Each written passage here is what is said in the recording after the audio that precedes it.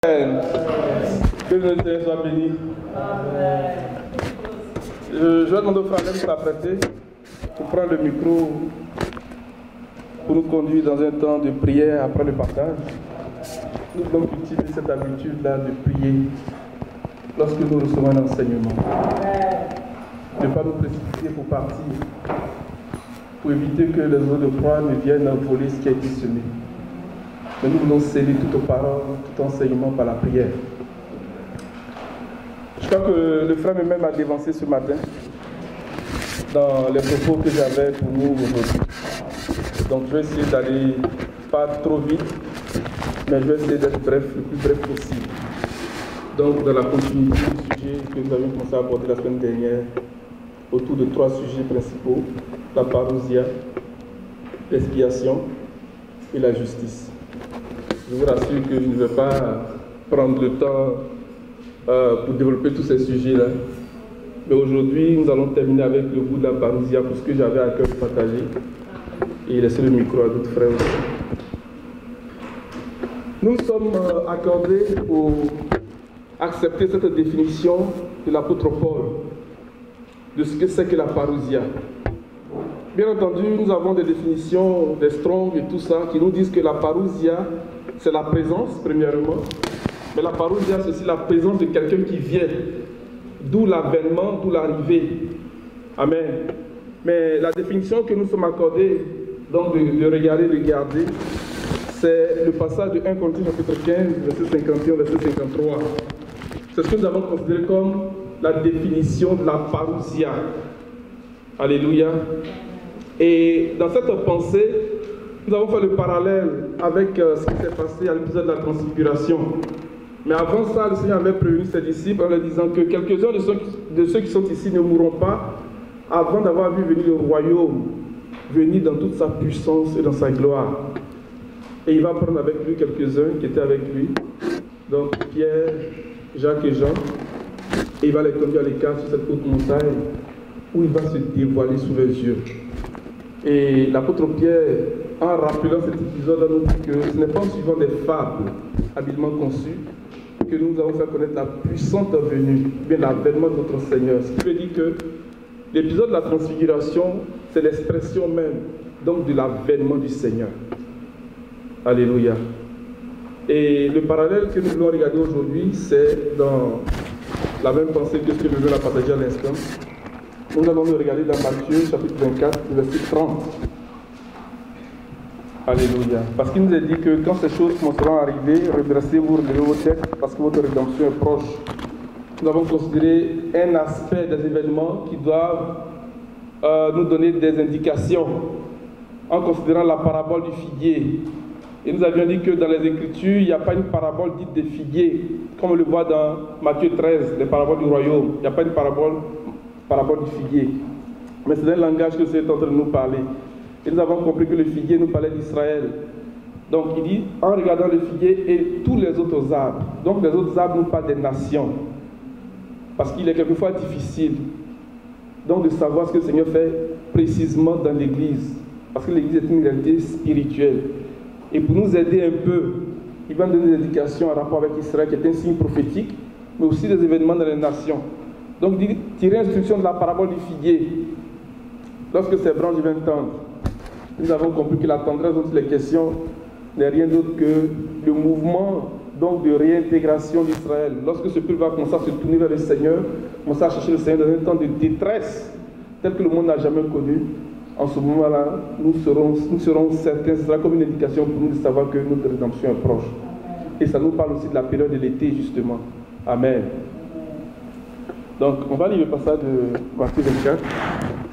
Alors le signe du Fils de l'homme paraîtra dans le ciel, toutes les tribus de la terre se lamenteront, et elles verront le Fils de l'homme venant sur les nuées du ciel avec puissance et une grande gloire. On va s'arrêter là. Donc, il nous a dit que le signe du Fils de l'homme paraîtra dans le ciel. Je voudrais proposer un cadre de réflexion ce matin, avant d'approcher ce bout-là. Parce que quand on parle du signe du Fils de l'homme qui apparaît dans le ciel, il faut qu'on sache de quoi est-ce qu'il est question. De quoi est-ce que c'est en train de parler. gardons à l'esprit que la Bible, du moins les Écritures, sont prophétiques. Et le langage qui est utilisé dedans, ce n'est pas un langage qui appartient au commun des mortels. L'apôtre Paul dit que les voies de Dieu sont difficiles à découvrir. Mais pour les découvrir, il faut connaître la pensée de Dieu. Pour les découvrir, il faut avoir l'esprit de Dieu. Ici, il parle ici de l'esprit de la prophétie. Et il dit que l'enseignement dont ils transmettent les ministères nous parvient donc dans ce langage-là. Donc le Seigneur lui-même, lorsqu'il parle, c'est dans ce langage-là qu'il parle. Quand il dit que le signe du Fils de l'homme paraîtra dans le ciel, mais de quoi est-ce qu'il est en train de parler? C'est comme lorsqu'il a dit, les hommes ont dit aux apôtres, ce Jésus que vous avez vu partir au ciel reviendra de la même manière. Donc, s'il devait le prendre au pied de la lettre, il serait resté là, en train d'attendre. Mais ils sont retournés, ils sont retirés à la chambre haute pour commencer à chercher le Seigneur. Parce que si on me dit qu'il revient de la même manière, ben je peux rester là et puis attendre. C'est d'un langage. Et c'est ce que nous voulons comprendre ce matin. Amen. Et le cadre de réflexion que je voulais proposer, c'est l'image l'épisode des mages qui étaient venus d'Orient. Parce qu'ils avaient vu donc l'étoile du Messie apparaître dans le ciel. Ça, c'est une histoire qui renferme beaucoup d'enseignements. On va prendre quelques bouts dedans avant de regarder notre sujet. Dans Matthieu chapitre 2, on va lire quelques bouts à partir du verset 1.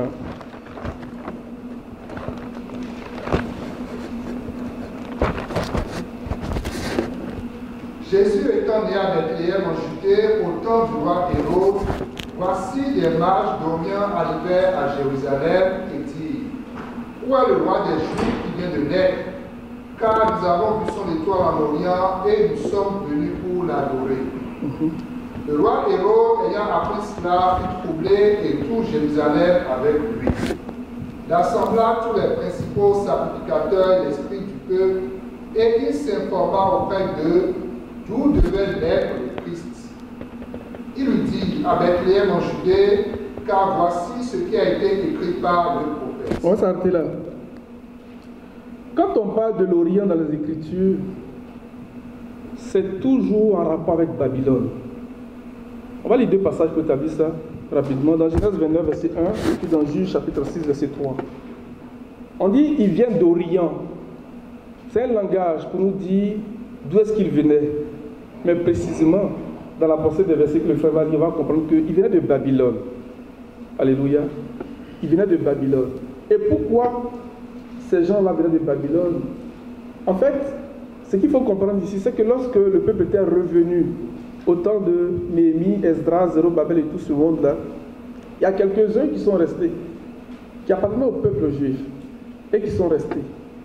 Et quand on parle des prophéties en rapport avec la venue du Seigneur, que ce soit la première venue ou la seconde venue du Seigneur, mais particulièrement de la première venue du Seigneur, c'était seulement le peuple d'Israël qui s'attendait, qui attendait la venue du Seigneur. Parce que les nations étaient sans espérance, sans Dieu. Donc les nations n'attendaient pas le Seigneur. Donc les gens qui connaissaient les prophéties en rapport avec la venue du Seigneur, c'était le peuple d'Israël, quand on parle de la première venue du Seigneur. Donc ces gens-là faisaient partie de ceux d'Israël qui étaient restés à Babylone et qui n'ont pas suivi le mouvement donc des Esdras, des Néhémie, des Zérubabel. Et ils connaissaient certaines prophéties. Et l'une des prophéties qu'ils ont gardées, qu'ils ont étudiées, c'est partie des prophéties de Balaam, comme on a regardé tout à l'heure, dans Nombre chapitre 24, verset 17. Parce que Balaam a dit, je le vois, mais pas pour maintenant. Je vois un astre qui sort de Jacob. Alléluia. Donc il vient, il dit, ce qu'il dit c'est vraiment profond. Nous avons vu son étoile et nous sommes venus l'adorer. Il nous faut connaître les prophéties, mais comprendre le langage des prophéties. Donc tu vas y aller. Jacob se mit en marche et s'en alla au pays des fils de l'Orient. Au pays des fils de l'Orient. C'était où? À Babylone, à Mésopotamie. C'est de là que sa mère était sortie. C'est de là qu'Abraham était sorti. Et lorsqu'il était question pour lui donc de fuir la colère de son frère, il lui a dit, va chez Laban mon frère, tu vas prendre une femme. C'est de ce pays-là. Quand on parle de l'Orient, on parle de cette région-là, de la Mésopotamie, de Babylone. Donc ces gens-là venaient de là. On va lire le deuxième passage. Juge chapitre 6, verset 3. Juge 6, verset 3. Quand Israël avait semé, Madian montait avec Amalek et les fils de l'Orient, et ils marchaient contre lui.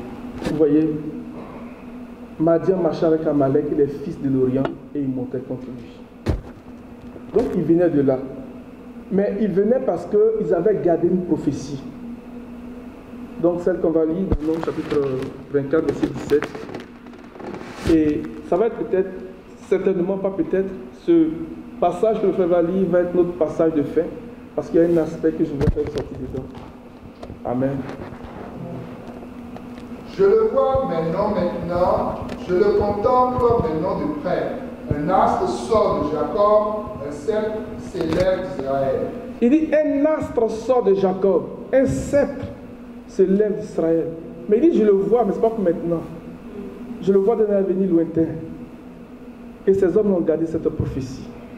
Et ça rejoint ce qu'on appelle la prophétie de Shiloh, selon les bénédictions prophétiques de Jacob sur Juda. Donc ils arrivent, ils disent que, où est le roi des Juifs qui vient de naître?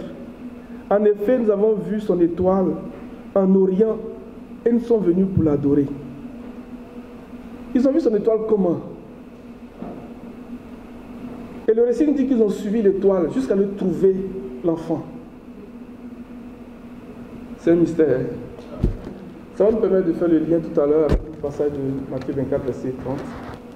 Lorsqu'il a dit que le signe du Fils de l'homme paraîtra dans le ciel. Mais déjà, ce qui se passe ici, il nous a dit que c'est lorsqu'ils sont venus dire ces choses que Hérode et tout Jérusalem étaient troublés. C'est-à-dire qu'ils ne se doutaient de rien. Pourtant, ils avaient la prophétie. Donc, il appelle les scribes, les interprètes de la loi de Moïse. Il dit, mais où devrait naître le roi? Ils vont lui dire, voici ce qu'a dit le prophète. Là, je voudrais que nous puissions remarquer quelque chose. Et nous poser la question de savoir à quel moment est-ce que les mages sont arrivés précisément à Jérusalem. Parce que lorsque les bergers ont la révélation, donc la naissance de l'enfant Jésus, la Bible dit qu'on leur a donné des indications sur l'emplacement exact. Et ils sont allés et ils ont vu que tout ce qu'on leur avait dit était conforme. Ils ont trouvé l'enfant. Et ils ont commencé à répandre la nouvelle partout. Ok? Lorsque Marie et Joseph se présentent au temple pour présenter l'enfant, selon la loi de Moïse, Siméon et Anne, qui avaient été avertis de ces choses, prennent l'enfant et ils bénissent Dieu et ils font cette proclamation. La Bible dit que Anne, disait à tous ceux qui attendaient la consolation d'Israël, la rédemption d'Israël, ce qui vient de se passer. Mais ici, on nous dit que c'est lorsque les mages sont venus poser les questions que tout Jérusalem s'est réveillé pour dire, mais qu'est-ce qui se passe? Ils ont été troublés. Est-ce que ces mages-là sont arrivés avant ou après les événements que Luc nous rapporte en rapport avec Siméon et Anne et même les bergers? Parce que si Siméon ou Anne ou les bergers avaient répondu la nouvelle, certainement que Hérode aurait eu la même réaction. Est-ce que vous comprenez? Donc en termes de séquence, en termes de chronologie, on peut penser que les mages sont arrivés avant. Parce que c'est en ce moment-là que Hérode et tout le peuple ont été troublés, au point que Hérode va dire, bon, allez-y vous renseigner sur l'emplacement exact de l'enfant. Et quand vous l'aurez trouvé, venez me donner la nouvelle, que moi j'ai aussi l'adoré. Mais c'était une façon diabolique de préparer quelque chose, parce que nous connaissons la suite du récit. Il y a de fortes raisons de penser que les mages sont arrivés peu de temps avant, ou même au moment précis de la naissance. Ça veut dire qu'ils ont compris beaucoup plus vite que les autres ce qui s'était passé. Parce que si les bergers avaient répondu la nouvelle, Hérode aurait eu la même réaction. Est-ce que vous comprenez?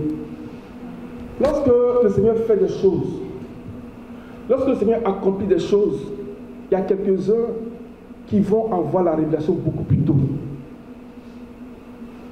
Et leur disposition, donc pour chercher le Seigneur, sera différente. Alléluia.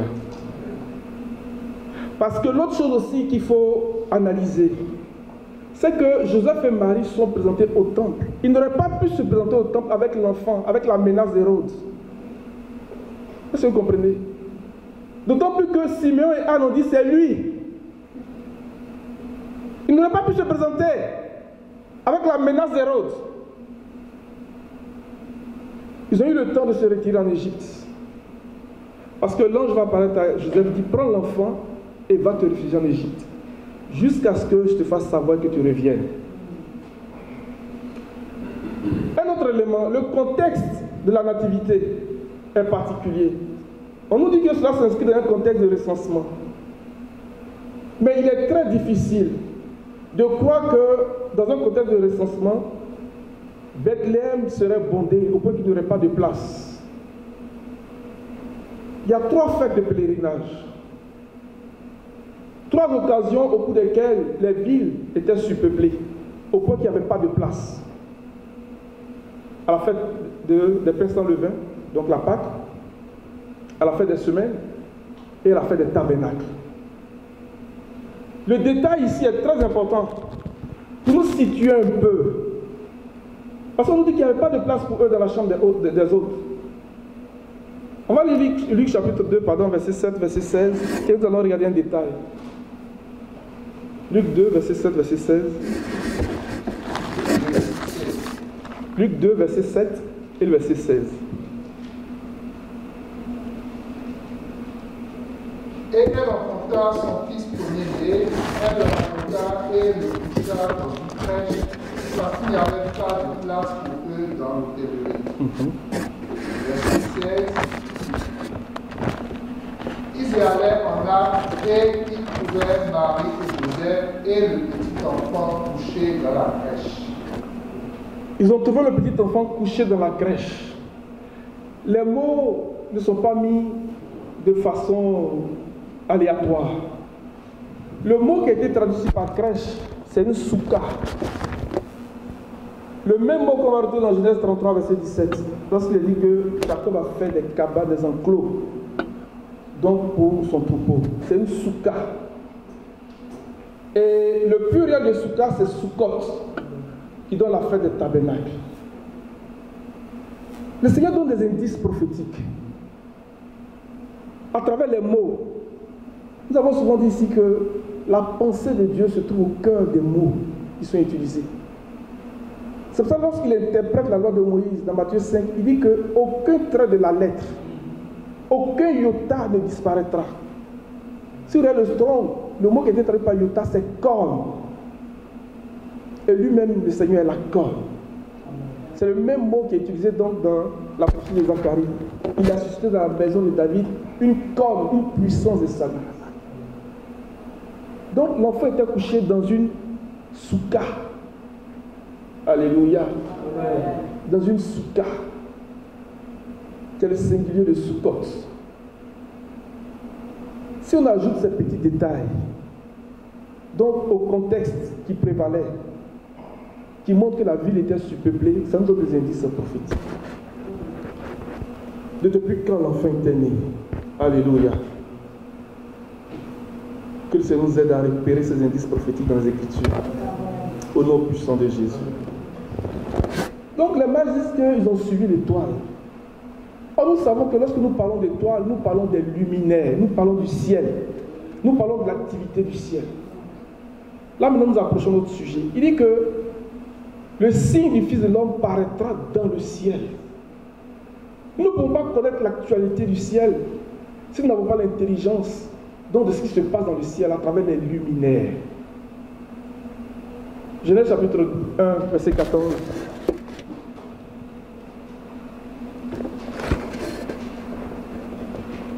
Dieu dit qu'il y ait des luminaires dans l'étendue du ciel pour séparer le jour d'avec la nuit, que ce soit des signes pour marquer les efforts des jours et les années.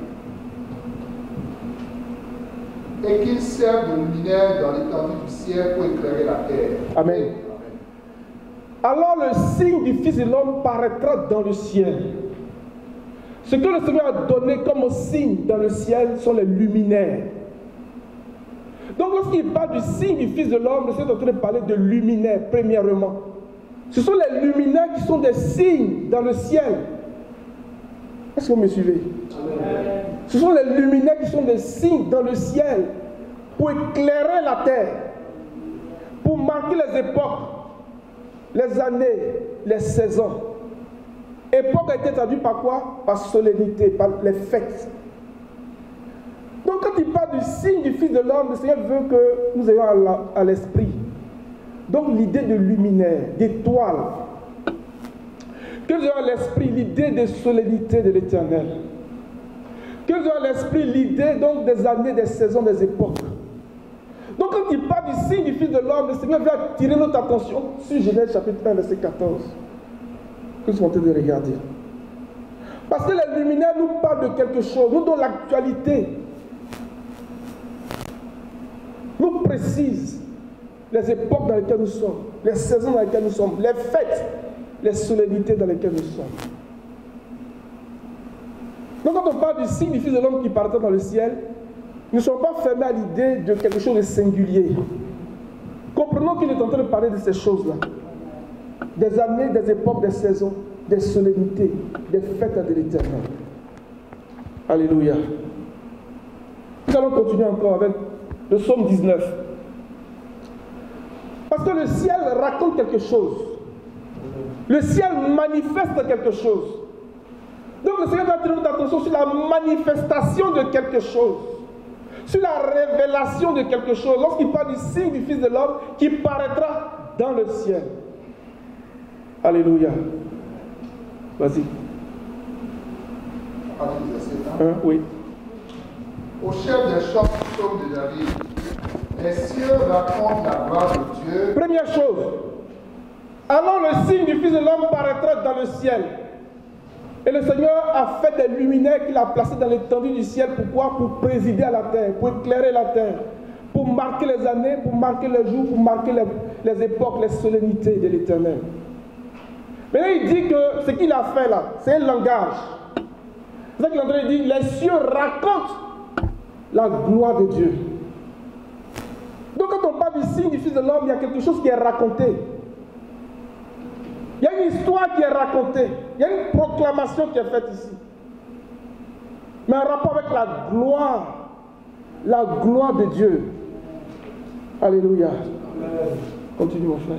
Et l'étendue manifeste l'œuvre de ses mains. L'étendue manifeste l'œuvre de ses mains. Donc quand il parle du signe du Fils de l'homme, il va attirer notre attention sur la manifestation d'une œuvre que le Seigneur a faite. D'une œuvre que le Seigneur a réalisée. Est-ce que vous me suivez?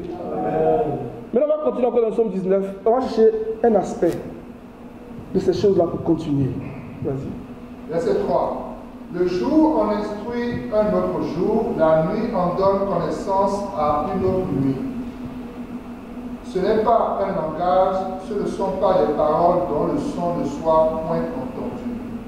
C'est un langage. C'est un langage qui raconte quelque chose. C'est un message en fait. Amen. Il met 2 points. Oui. Leur retentissement parcourt toute la terre, leur accent vont aux extrémités du monde, où il a dressé une tente pour le soleil. On va s'arrêter là. Ils sont en train de parler de quelque chose de glorieux. Quelque chose qui est en rapport avec la gloire de Dieu, avec la manifestation de l'œuvre de ses mains. Il dit que ce n'est pas un langage, ce n'est pas un son, qui n'est pas parvenu juste aux extrémités de la terre. Mais il dit quoi? Qu'est-ce qu'ils sont en train de dire? Il dit où il a dressé une tente pour le soleil. Où il a dressé une tente pour le soleil.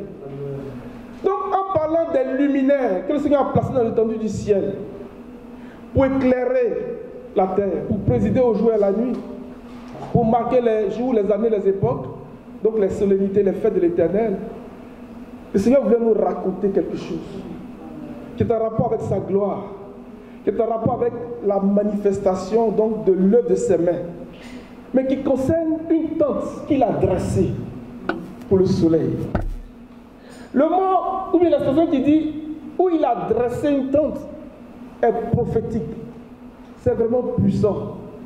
Cela va nous permettre de comprendre de quoi est-ce que nous parlons lorsque nous parlons du ciel. Donc quand il dit que le signe du Fils de l'homme paraîtra dans le ciel, qu'est-ce que ça veut dire paraîtra dans le ciel? Qu'est-ce qu'on doit comprendre de ce que ça est du ciel en réalité? Cette même expression, on va la retrouver dans Hébreux chapitre 8, verset 1.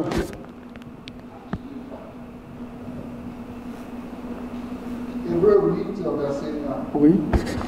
Le point capital de ce qui vient d'être dit, c'est que nous avons un tel souverain sacrificateur qui s'est assis à la droite du trône de la majesté divine dans les cieux. Alléluia. Continue mon frère. Comme ministre du sanctuaire et du véritable tabernacle qui a été dressé par le Seigneur et non par l'homme. Il dit où il a dressé une tente pour le soleil. L'auteur des Hébreux est en train de nous raconter un peu le mystère de l'expiation. Mais il va s'appuyer sur un point précis d'Israël, de l'histoire d'Israël, que nous avons souvent partagé en rapport avec les autres 24. Pour montrer que ce que Aaron faisait à la journée d'expiation, c'est ce que Moïse allait chercher dans la présence sanctuaire de Dieu. Simplement. C'est ça qu'il est en train de montrer.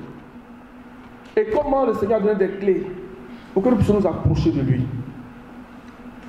Et dans cette clé, bien dans cette révélation que l'auteur de l'Hébreux nous donne, la façon dont on doit s'approcher du Seigneur, à un moment donné, il va parler du tabernacle, il va parler du sacerdoce. Et il va dire que la première alliance avait des règles relatives à la loi. Et un tabernacle terrestre avait été édifié. Et dans ce tabernacle-là, il y avait des prêtres qui étaient des êtres humains. Est-ce que vous me suivez? Et ici, au chapitre 8, il dit le point capital de ce qui vient d'être dit. C'est que nous avons bien un tel grand prêtre qui s'est assis à la droite du trône de la majesté divine dans le ciel et qui accomplit son service dans le sanctuaire, dans le véritable tabernacle, celui qui a été dressé par le Seigneur et non par des hommes. Comme si de façon implicite, il était en train de nous dire que le ciel dont il est question est un rapport avec le tabernacle. Le tabernacle est l'expression du ciel. Parce que la première alliance avait un tabernacle terrestre. Mais il dit, si le Seigneur était sur la terre, là, il n'aurait même pas pu être prêtre. Parce que là, il y a des hommes qui servent. Mais lui, son sacerdoce là n'est pas de la terre. Il est du ciel. Mais comme Moïse a fait les choses exactement selon ce qu'il a vu, donc s'il y a un tabernacle terrestre, il y a un tabernacle céleste, spirituel. Et c'est ça qu'il est en train de parler lorsqu'il parle du ciel. Donc il nous dit dans ce ciel-là, dans ce tabernacle céleste-là, il y a un signe qu'on va voir apparaître. Mais ces signes sont des luminaires, sont des étoiles, qui racontent la gloire de Dieu et qui manifestent l'œuvre de ses mains. Alléluia. Donc il nous dit, alors le signe du Fils de l'homme paraîtra dans le ciel. On va continuer. On va aller dans Genèse chapitre 15, parlant d'Abraham. Verset 5, verset 6, pour ne pas être long. Il va nous dire exactement qui sont ces étoiles, ces luminaires. Ce n'est pas une étoile physique. Il parle des hommes. Des hommes qui sont arrivés à une certaine maturité, à un état. Un état qui révèle la gloire de Dieu. Et qui manifeste le travail que Dieu est en train de faire depuis le début. Et nous dit que ces hommes-là, ils appartiennent à un sacerdoce. Il dit que ces hommes-là, qu'on va voir comme des signes. Alléluia. Vas-y, on va lire plusieurs passages. Et après l'avoir conduit dehors, il dit, regarde vers le ciel et compte les étoiles si tu peux les compter. Et il lui dit, quelle sera ta postérité? Telle sera ta postérité. Mais la question ici, comme l'auteur Hébreu va le dire dans le chapitre 11, il dit, mais comment d'un homme qui était marqué par la mort, il pouvait sortir une descendance aussi nombreuse que les étoiles du ciel? Amen. Comment est-ce possible? On va lire Daniel. Je sais que vous connaissez le passage, donc c'est ça que je vais éviter. Daniel 12, à partir du verset 1 jusqu'au verset 4. En ce temps-là, se lèvera Michael, le grand chef, le défenseur des enfants de ton peuple, et ce sera une époque de détresse, celle qui en a point plus de semblable depuis que les nations existent jusqu'à cette époque. En ce temps-là, ceux de ton peuple qui seront trouvés inscrits dans le livre seront sauvés. Plusieurs de ceux qui dorment dans la poussière de la terre se réveilleront, les uns pour la vie éternelle et les autres pour l'opprobre, pour la honte éternelle. Ceux qui auront été intelligents brilleront comme la splendeur du ciel, et ceux qui auront enseigné la justice à la multitude brilleront comme les étoiles à toujours et à perpétuité. Daniel doit nous préciser, en accord avec Abraham, que ces étoiles-là, ce n'est pas n'importe qui. Ce sont des prédicateurs. C'est un type de personne qui arrive à une certaine maturité, à un certain état. Et il compare ces hommes-là donc à des étoiles et des luminaires. Et il dit qu'ils vont briller comme la splendeur du ciel. Ils vont briller comme les étoiles pour toujours et à perpétuité. Et c'est ce que le Seigneur est en train de nous enseigner lorsqu'il parlait de Genèse 1, verset 14. Que le psalmiste a compris. Il dit, l'étendue révèle la gloire de l'Éternel. Il raconte. Il est en train de parler de ça, il raconte. Et c'est ce que nous voulons raconter. Amen. Et c'est ce que nous voulons publier. Lorsqu'on parle du signe du Fils de l'homme qui apparaîtra dans le ciel, cela va nous introduire d'un moment où on va commencer à raconter ces choses-là, insister là-dessus, comme Emmanuel le disait ce matin. Il raconte, il dit, il révèle l'œuvre de ses mains. Et cette œuvre de ses mains, le Seigneur nous appelle un tabernacle. Il dit que ce n'est pas un tabernacle que Moïse a dressé, mais c'est Dieu lui-même. Alléluia. Et si vous regardez le mot, pendant que nous y sommes, dans Jean chapitre 1, verset 14, on va revenir à nos passages là. Jean chapitre 1, verset 14, il dit que la parole, au commencement, la parole existait déjà. La parole était avec Dieu et la parole était Dieu. Et verset 14 dit, la parole s'est faite homme et elle habitait. Le mot habiter dans le Strong, c'est tabernacler. Or, tabernacler, ça veut dire dresser sa tente. Alléluia. Donc, l'étendue est en train de raconter qu'il y a des hommes qui vont réaliser ce projet de Dieu-là, de devenir, que la parole soit un être. C'est lorsque la parole va devenir un être humain, lorsque la parole va devenir homme, chair, en ce moment-là, l'expression dresser sa tente va se réaliser. C'est ça. C'est ce que ça veut dire dresser sa tente. Il dit il a dressé une tente pour le soleil. Et il va dire qui est le soleil? Il dit pareil un époux. C'est le Seigneur. Alléluia. C'est ce que l'étendue raconte. Et c'est ce signe-là que le Seigneur va nous révéler dans l'église. Vas-y, tu peux y aller. Jean 1, 14. Oui. Et la parole a été faite chair et elle a habité parmi nous, plein de grâce et de vérité. Et nous avons contemplé sa gloire, une gloire comme la gloire du Fils unique venu du Père. Deux choses rapidement, comme on l'a dit tout à l'heure. Le mot habiter ici, c'est tabernacler. Tabernacler, ça veut dire dresser sa tente. Donc, quand il dit que, où il a dressé une tente pour le soleil, c'est une façon de dire que la parole est devenue un être. Quand la parole va devenir un être, on va dire qu'il a dressé sa tente. Mais ce verset 14 de Jean ici, là, ce n'est pas dans le sens où on le voit au chapitre 2 de Jean où il dit qu'il a accompli un miracle, il a révélé sa gloire et ses disciples ont cru en lui. Ce n'est pas dans ce sens-là. Parce que Jean reprend l'épisode de la transfiguration. Ce verset 14 ici est un rapport avec l'épisode de la transfiguration. De même que Pierre a repris cet épisode-là dans 2 Pierre 1, à partir du verset 16, Jean va reprendre cet épisode ici dans ce verset-là.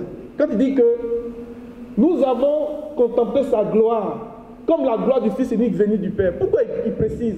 Parce que la voix se fait entendre pour dire, celui-ci est mon Fils bien-aimé, en qui j'ai mis toute mon affection, écoutez-le. Donc ce verset 14 ici nous parle de l'épisode de la transfiguration. Et c'est en ce moment-là qu'il dit que la parole est devenue un être. Donc, le Seigneur a dressé sa tente. Il a dressé sa tente. On va continuer un peu sur ce bout-là avant de revenir sur l'affaire des étoiles. Là. Dans 2 Corinthiens 5, 2 Corinthiens 5, verset 1. Nous savons en effet que si cette tente où nous habitons sur la terre est détruite, nous avons dans le ciel un édifice qui est l'ouvrage de Dieu, une demeure éternelle qui n'a pas été faite de main d'homme. Amen. Continue. Aussi nous gémissons dans cette tente, désirant revêtir notre domicile céleste, si du moins nous sommes trouvés vêtus et non nus. Car tandis que nous sommes dans cette tente, nous gémissons, accablés, parce que nous voulons non pas nous dépouiller, mais nous revêtir afin que ce qui est mortel soit englouti par la vie. Afin que ce qui est mortel soit englouti par la vie. Lorsque ce corps mortel aura revêtu l'immortalité, lorsque ce corps corruptible aura revêtu l'incorruptibilité, alors la parole de l'Écriture sera accomplie. La mort a été engloutie dans la victoire. C'est ce qu'il dit ici. On ne veut pas se dépouiller, on ne veut pas se dévêtir, mais nous voulons revêtir notre corps. Amen. C'est de ça qu'il est en train de parler. La parole est devenue un être. La parole s'est faite homme. Donc le tabernacle a été dressé. Alléluia. Mais ce tabernacle a concerné des hommes. Des hommes qui comparent des étoiles. Daniel dit qu'ils vont briller comme la splendeur du ciel. Ils vont briller comme les étoiles pour toujours et à perpétuité. C'est pour ça que lorsque Paul explique le mystère de la résurrection, dans Corinthiens 15, on va le lire maintenant. À partir du verset 42, pour gagner du temps. Ainsi, en ainsi de la résurrection des morts, le corps est semé corruptible, il ressuscite incorruptible. Il est semé méprisable, il ressuscite glorieux. Il est semé impie, il ressuscite plein de force. Il est semé corps animal, il ressuscite corps spirituel. S'il y a un corps animal, il y a aussi un corps spirituel. C'est pourquoi il est écrit, le premier homme, Adam, devint une âme vivante, le dernier Adam est devenu un esprit vivifiant. Mais ce qui est spirituel n'est pas le premier, c'est ce qui est animal. Ce qui est spirituel vient ensuite. Le premier homme tiré de la terre terrestre, le second homme est du ciel. Quel est le terrestre? Quels sont aussi les terrestres? Quel est le céleste? Quels sont aussi les célestes? Amen. Amen. Le premier homme est de la terre. Le dernier Adam est du ciel. Amen. Il est du ciel. Mais en vertu de quoi? Le corps est semé méprisable, faible, infirme, mais il ressuscite plein de force, glorieux. Il ressuscite corps spirituel. C'est l'homme du ciel, ça. Et c'est ce signe-là que le Seigneur dit, vous allez voir apparaître dans le ciel de l'Église. Mais avant ça, verset 40, je lis verset 39, les êtres vivants n'ont pas tous la même nature, mais autre la nature des hommes, autre celle des quadrupèdes, autre celle des oiseaux, autre celle des poissons. Il y a des corps célestes et des corps terrestres. Mais l'éclat des corps célestes est différent de celui des corps terrestres. Verset 41. Autre l'éclat du soleil, autre l'éclat de la lune, autre l'éclat des étoiles. Chaque étoile diffère même en éclat d'une autre étoile. Alléluia. C'est le mystère de la résurrection. Et c'est l'œuvre de la rédemption. Le Seigneur dit qu'on va commencer à voir ce signe-là dans le ciel, dans l'église. Il y a des gens qui vont commencer à rentrer dedans. Paul dit, je vous dis un mystère, nous ne mourrons pas tous. C'est le troisième mystère que Paul est en train de développer en rapport avec le mystère de Dieu qui a été tenu secret, caché. Comme nous avons vu la dernière fois. La parousia du Seigneur. Nous ne mourrons pas tous. Amen. Et c'est ce que le Seigneur a dit. Quelques-uns de ceux qui sont ici ne mourront pas avant d'avoir vu ça. Que nous puissions proclamer ces paroles. Que chacun puisse se parler à lui-même pour dire, je ne mourrai pas. Je vais voir ce corps incorruptible et immortel. Je ne mourrai pas. Je ne mourrai pas. Je ne mourrai pas. Je ne veux pas voir la mort m'attendre. C'est l'homme du ciel. C'est l'homme de la nouvelle création. Nous allons poser une question dans les Écritures et nous allons continuer. Je vais bientôt m'arrêter parce que je veux qu'on puisse prier. Dans Jean chapitre 6, verset 41. Parce que Paul nous a dit en Corinthiens que le dernier Adam, il est du ciel. Comme les étoiles sont dans le ciel. Lui, il est du ciel en vertu de quoi? Il a expliqué. Et dans Jean chapitre 6, le Seigneur est en train d'enseigner de grands mystères.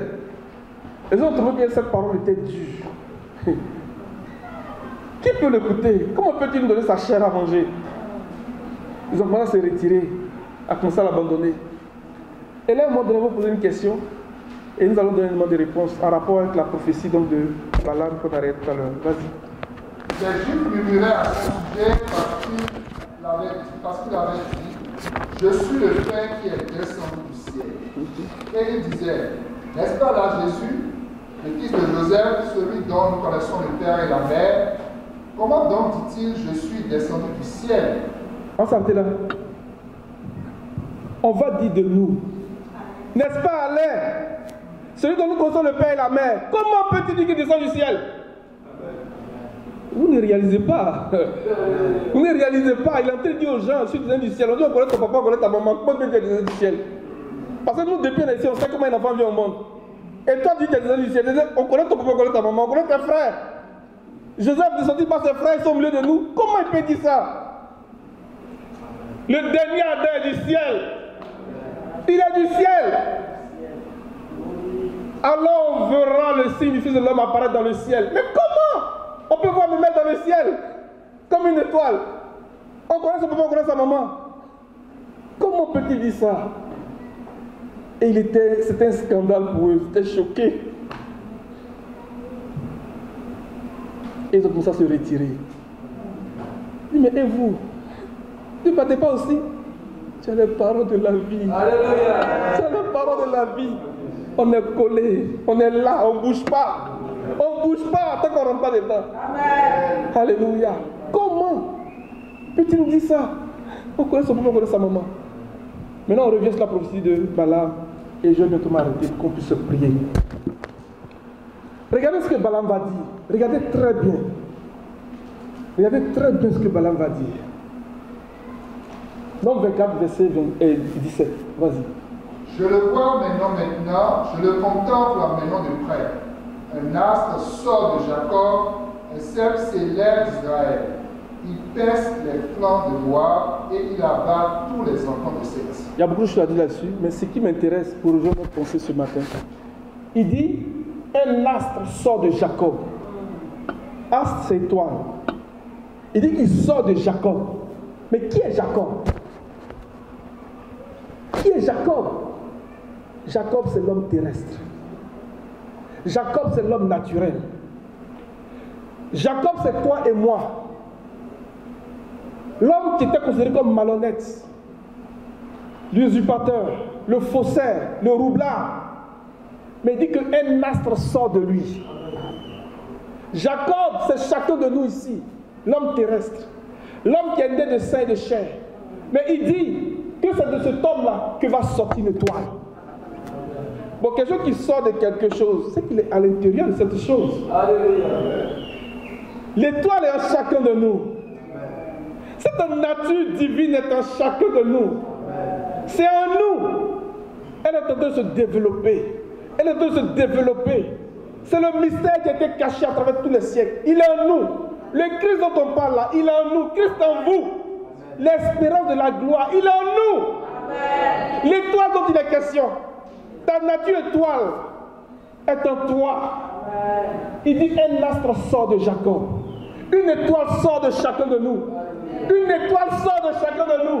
Et Jacob disparaît. Jacob n'existe plus. Mais cette étoile, c'est aussi un sceptre. C'est une armée puissante. C'est le sceptre de l'Éternel. C'est en chacun de nous, les amis. Donc quand le Seigneur dit que je suis descendu du ciel, les gens étaient scandalisés parce qu'ils n'ont pas compris. Ils n'ont pas compris le langage du Seigneur. On connaît son papa, on connaît sa maman. Comment peut-il dire qu'il descend du ciel? Oh, mon frère, ma soeur, un sceptre, une étoile sort de toi. Une étoile sort de nous. Et dit que ces étoiles-là sont des luminaires. Comment quelque chose qui est en rapport avec le ciel va sortir d'un homme? C'est le mystère de Dieu. Alléluia. Donc quand nous parlons du signe du Fils de l'homme qui apparaîtra dans le ciel, comprenons aujourd'hui qu'il s'agit de l'œuvre que le Seigneur est en train d'accomplir en chacun de nous pour nous révéler au monde. Pour révéler la gloire de Dieu. Il dit que l'Étendue raconte la gloire de Dieu. Tu vas reprendre le verset, s'il te plaît, Psaume 19. Il raconte la gloire de Dieu et il manifeste l'œuvre de ses mains. L'œuvre de Dieu, c'est un peuple. L'œuvre de Dieu, là, c'est un peuple, les amis. Même dans Nombre, il a dit ça aussi. Mais on va lire sur le après chapitre 15. C'est un peuple. L'œuvre de Dieu, c'est un peuple. Donc le Seigneur donne les étoiles pour raconter ça, pour nous raconter ça. Il veut qu'on raconte ça, qu'on publie ça au milieu de nous. Le Seigneur va révéler des hommes comme des étoiles, comme des luminaires. Des hommes qui vont parvenir à la plénitude de son image. Mais quand on parle de la ressemblance de Dieu, nous êtes enseignés que la ressemblance de Dieu est vaste. Donc c'est ce qui va faire la différence. Nous allons parvenir tous à l'image de Dieu, c'est vrai. Mais à la ressemblance, chacun va briller. Quand on dit une étoile diffère un éclat de notre étoile là, c'est ça qu'il veut dire. Donc c'est la dimension de la ressemblance de Dieu. Parce que la ressemblance de Dieu est vaste. C'est vaste. Donc nous parvenons à l'image de Dieu, mais nous croissons encore dans sa ressemblance. Dans sa ressemblance. C'est infini, c'est vaste. Mais il dit que cette étoile sort de toi, sort de Jacob. Tu vas reprendre le passage. Je vais m'arrêter. Les cieux racontent la gloire de Dieu et l'étendue manifeste l'œuvre de ses mains. Les cieux racontent la gloire de Dieu, racontent la gloire de Dieu et l'étendue manifeste l'œuvre de ses mains. Le Seigneur veut révéler un corps de personnes dans ces temps. Il est au milieu de nous.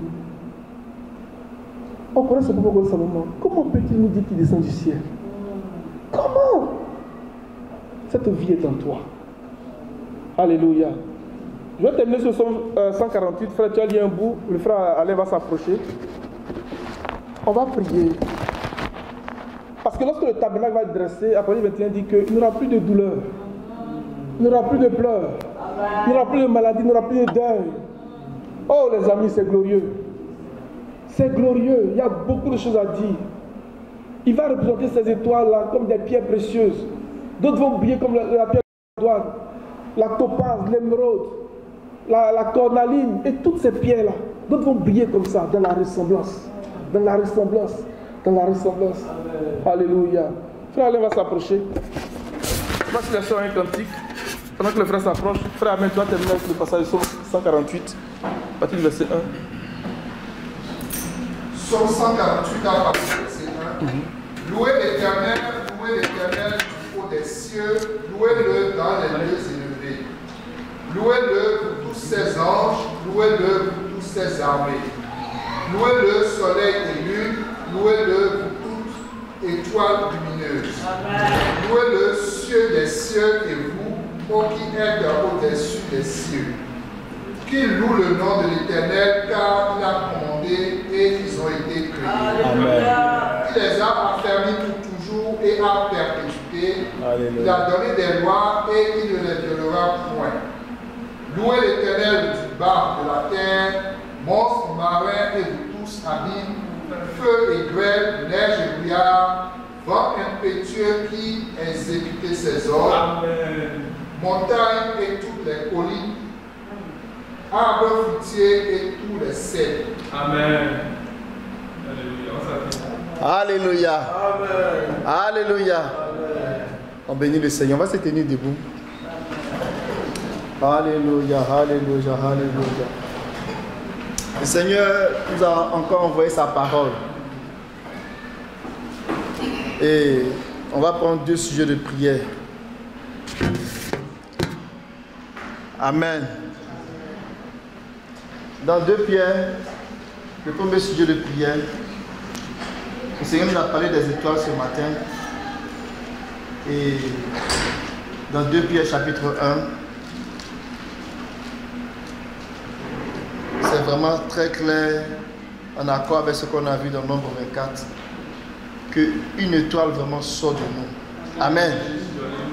Dans 2 Pierre chapitre 1, le verset 19, on dit: Pardonnez-moi. Alléluia.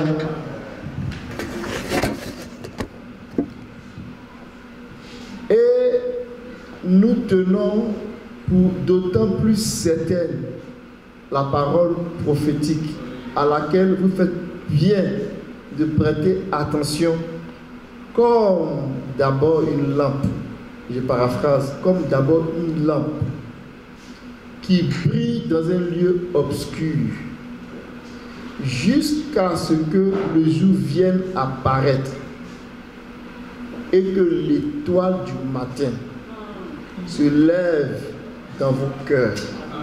Vous voyez, ça ne vient pas de l'extérieur. Ça vient et ça se lève dans nos cœurs. La nature de Dieu se révèle.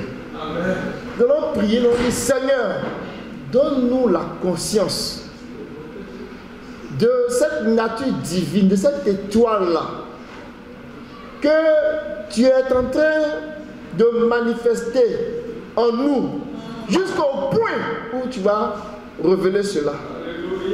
Que l'œuvre de l'étoile soit manifeste en nous. Donne-nous la conscience de cette étoile qui est en nous, Seigneur.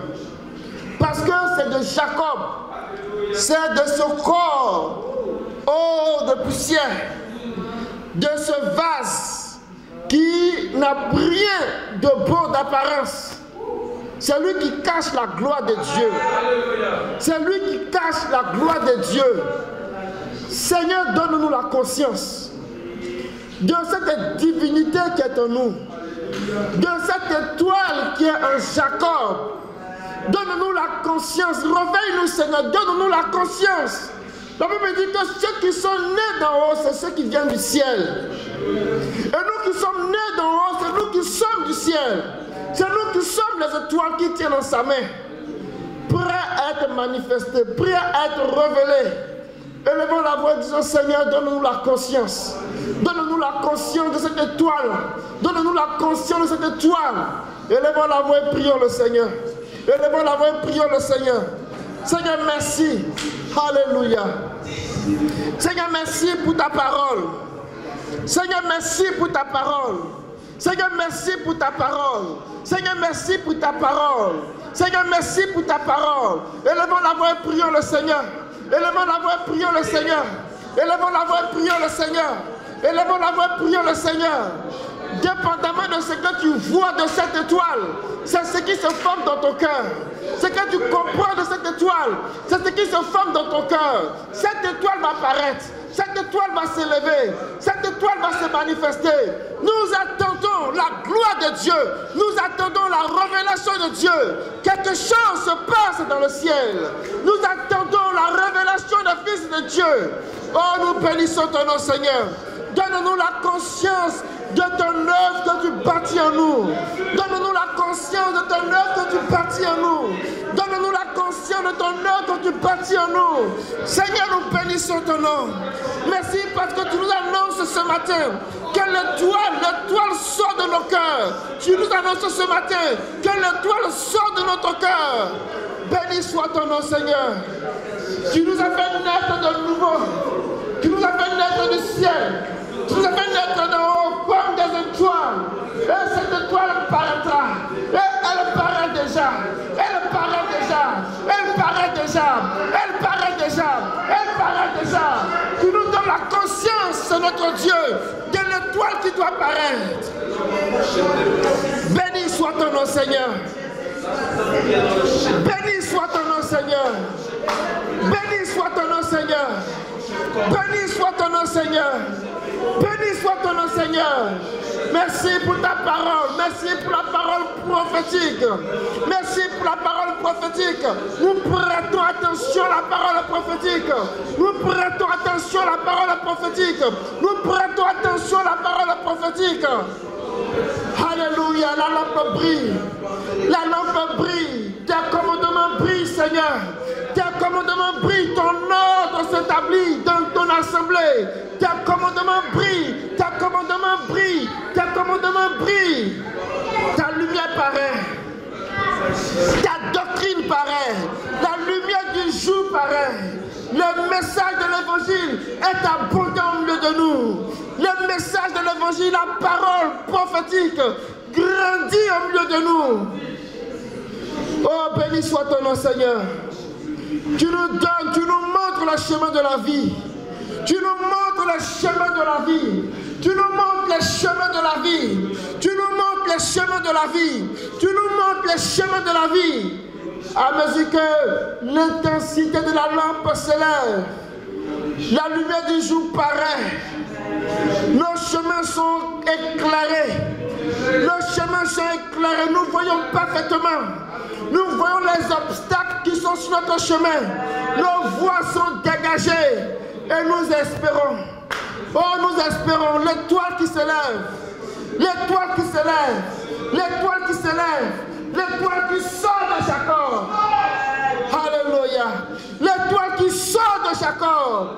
L'étoile qui sort de Jacob. L'étoile qui sort de Jacob. Béni soit ton nom. Alléluia. Mes amis, c'est une réalité. Il y a une étoile qui sort. Alléluia. Le signe que nous voyons, c'est d'abord un stade de la croissance.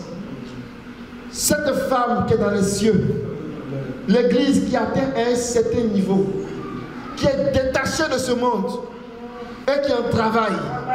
La Bible dit un grand signe parut dans le ciel. Mais en fait, elle porte dans son sein les étoiles. Alléluia. Quand les étoiles sont révélées au chapitre 15, ils sont puissants. Ils sont redoutables. Alléluia. Regardons dans Job 38. Job 38, le verset 7. Alléluia.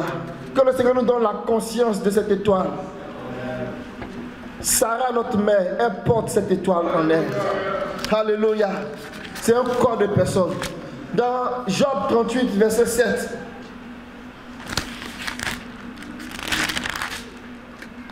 Il a dit que alors les étoiles du matin éclataient un chant d'allégresse et que tous les fils de Dieu poussaient des cris de joie. Alléluia. La Bible dit que dans l'Apocalypse, il tient les étoiles dans sa main droite. Mais ces étoiles-là, ce sont des anges. Ce sont des hommes divins. Alléluia. Et quand on parle des étoiles dans le ciel, on parle de cette classe d'hommes. On parle de cette dernière création. Le second sujet de prière, c'est qu'il y a un travail qui doit être fait jusqu'à ce que ces étoiles apparaissent. Il y a un travail qui doit être fait jusqu'à ce que ces étoiles apparaissent. Néhémie, chapitre 4, verset 20 à 21. Ça dépend des versions, mais je suis dans le second. On va dire, Seigneur, donne-nous de faire ce travail-là. Permets que ce travail-là soit fait. Dans 2 Pierre qu'on a lu, on a montré que c'était la parole prophétique. La parole de Dieu. C'est elle qui donne la vie. Il faut faire attention à elle. Et Néhémie nous emmène ça d'une autre façon. Et Néhémie, chapitre 4, le verset 20 à 21. Je ne sais pas si Framen t'a trouvé ça dans Semeur ou pas Semeur, lui second. Néhémie 4, 20 à 21. Alléluia. Au son de la trompette, gloire à toi. Rassemblez-vous auprès de nous, vers le lieu d'où vous entendrez au nom de Jésus. C'est ainsi que nous poursuivions l'ouvrage, la moitié d'entre nous la lance à la main depuis le lever de l'aurore jusqu'à l'apparition des étoiles. Alléluia. On peut le comprendre littéralement, mais comprenons-le prophétiquement. Et dans le sens prophétique, on dit que au verset 20, il y a d'abord un son de trompette. Donc il y a un message qui est annoncé. Alléluia. Il y a un message qui est annoncé. Qu'est-ce que ce message-là fait? Ce message-là, il nous rassemble. Parce que l'ennemi vient disperser Judas. Mais Dieu est sage. Et il sonne un message. Et il nous rassemble autour de lui. Regardez bien comment c'est écrit. On dit, au son de la trompette, rassemblez-vous auprès de nous, vers le lieu où vous l'entendrez. Vers le lieu où vous l'entendrez. Vers le lieu où vous l'entendrez. Ça veut dire que quand le message est en train de sonner, il y a un endroit où ça sonne. Ce n'est pas dans cette bâtisse-là, non, c'est spirituellement. Donc quand on entend, on court pour aller vers ce lieu-là. Et on se rassemble. Alléluia. Et le message continue à faire son travail. On dit Dieu combattra pour nous. Alléluia. Dieu combattra pour nous. Nous menons des batailles chaque jour. Mais si nous nous rassemblons au lieu où la trompette sonne, Dieu combat pour nous. Est-ce qu'on est dans une situation de maladie? Dieu va combattre pour nous. Est-ce qu'on est dans une situation quelconque de finances? Dieu combattra pour nous. Est-ce qu'on est dans une certaine limitation quelconque? Dieu combattra pour nous. Donc il y a une façon pour que les étoiles se manifestent. Il faut qu'on reste d'abord dans le lieu où sonne la trompette. Et puis Dieu va prendre en charge notre combat. Amen. Alléluia. Mais il ne s'arrête pas là. Regardons verset 21. Il dit, c'est ainsi que nous poursuivrons l'ouvrage. Alléluia. Mes amis, il y a un ouvrage, il y a un travail. Il faut poursuivre là-dedans. Il ne faut pas relâcher. Il faut poursuivre. La moitié d'entre nous la lance à la main. Depuis le lever de l'aurore jusqu'à l'apparition des étoiles. Alléluia. Donc, ça veut dire qu'on doit faire le travail jusqu'à l'apparition des étoiles. Alléluia. Mais Dieu, il est en arrière et il est devant et il combat pour nous. Amen. Donc, alors que nous avons cette conscience-là, disons à Dieu, Seigneur, donne-nous de rentrer dans ce travail. Envoie-nous le son de la trompette. Nous voulons nous rassembler du lieu où ça sort. On ne veut pas être dispersé. On ne veut pas être égaré. On ne veut pas courir à écouter n'importe quoi. Toi-même, trie les messages, trie les sons. Les sons qui nous préparent à la révélation des étoiles, à l'apparition des étoiles. Seigneur, trie les messages. Donne-nous les sons, les véritables sons. Mes amis, il y a un son. Il y a un son qui fait ce travail-là. Il y a une parole qui fait ce travail-là. Il y a un son prophétique. La Bible dit à un cri donné, un signal donné. Le Seigneur lui-même, comme un archange, il sonne, il donne sa voix. Et pour que sa voix soit audible, il a fait sonner dans les trompettes pour l'amplifier. Pourquoi? Jusqu'à ce que les étoiles paraissent. Jusqu'à ce que les étoiles qui sont en Jacob paraissent. C'est là la parole du Seigneur. Disons, Seigneur, nous voulons ton œuvre. Nous voulons l'œuvre de la trompette. Nous voulons l'œuvre de la trompette. Nous voulons l'œuvre de la trompette. Manifeste cette œuvre au milieu de nous. Élevons la voix et prions le Seigneur. Élevons la voix et prions le Seigneur. Élevons la voix et prions le Seigneur. Désirons cette œuvre. Désirons cette œuvre. Désirons cette œuvre. Désirons cette œuvre. Désirons cette œuvre. Alléluia. Béni soit ton nom, Seigneur. Béni soit le Très-Haut. Oh, ce matin, les étoiles veulent se lever. Les étoiles veulent acclamer. Les étoiles veulent chanter. Les étoiles que nous sommes, nous voulons reconnaître ta grandeur. Merci Jésus. Merci pour le son de la trompette. Merci pour le son de la trompette. Merci pour le son de la trompette. Nous nous rassemblons au lieu où sonne la trompette. Et tu combats pour nous. Et tu combats pour nous. Tu combats pour nos maladies. Tu combats pour nos finances. Tu combats pour nos situations. Tu combats pour l'éducation de nos enfants. Tu combats pour nous. Tu combats pour nous. Tu combats pour nous. Tu combats pour nous. Alléluia. Tu combats pour notre situation. Tu combats pour notre situation. Merci Jésus. Merci Jésus. Nous ne donnons point sommeil à nos yeux. Nous ne donnons point sommeil à nos yeux jusqu'à ce que les étoiles paraissent. Béni soit ton nom. Merci Jésus.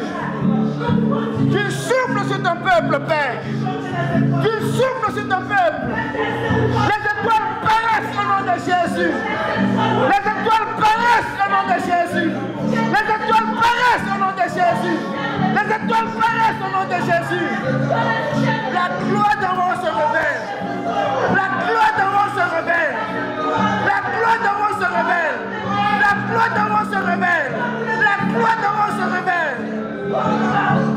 Alléluia.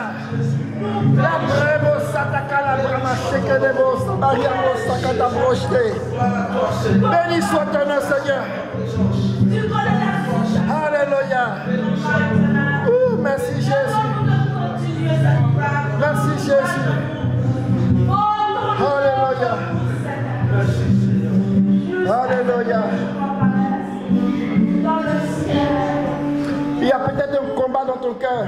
Il y a peut-être une inquiétude, une grande inquiétude qui t'arrache la paix. Mais le Seigneur combattra pour toi. Le Seigneur combattra pour toi. Ta seule responsabilité, efforce-toi d'entendre le son de la trompette. Efforce-toi d'entendre le son de la trompette. Et va te placer au lieu où tu l'entends. L'Éternel combattra pour toi. Et poursuis ainsi l'œuvre, poursuis ainsi le travail. Poursuis ainsi le travail. Jusqu'à ce que les étoiles paraissent. C'est la parole du Seigneur. Elle est digne de vérité. Père, nous bénissons ton nom pour ce matin. Merci pour la pluie de ta parole. Merci pour la pluie de ta parole. Tu nous nourris de la parole prophétique. Et nous faisons attention à la parole prophétique. Et nous faisons attention à la parole prophétique. Nous faisons attention à la parole de notre rédemption. Nous faisons attention à la parole qui nous transforme. Nous faisons la parole qui révèle Dieu. Oh, béni soit ton nom. Merci pour l'épiphanie de ta parousia. Merci pour l'éclat de ton avènement.